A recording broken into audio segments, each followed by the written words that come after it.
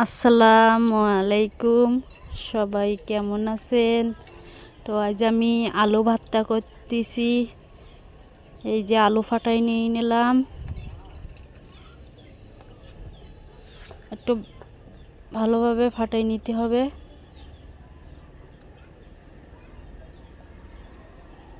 তো আলু ভর্তার জন্য আমি মশলা দিচ্ছি। এই যে এই মশলা কিন্তু 7-8 পদের মশলা একসঙ্গে গুঁড়ো করা। মশলাগুলো দিয়ে দিলাম, এবার লবণ দিয়ে দিলাম। লবণটা পরিমাণ মতো দিতে হবে।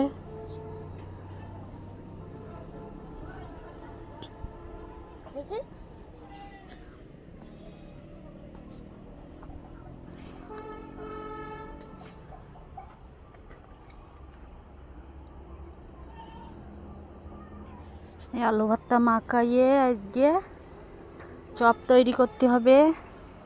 তো চপ খেতে খুবই সুস্বাদু হবে, আগে বানিয়ে খাইছি অনেকবার। তো ঝালটা একটু বেশি করে দিতে হয়, ঝাল বেশি দিলে চপ খেতে অনেক মজা লাগে।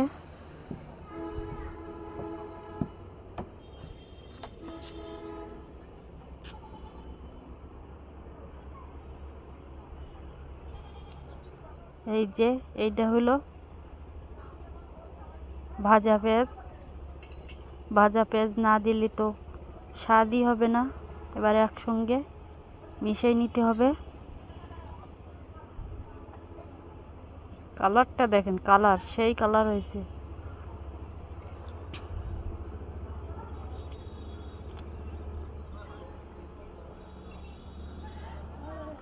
আলু ভর্তা দিয়ে চপ তৈরি করতে হবে।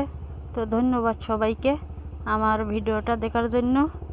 সবাই আমার পাশে থাকবেন, আমার ভিডিওটা বেশি বেশি করে শেয়ার করে দেবেন।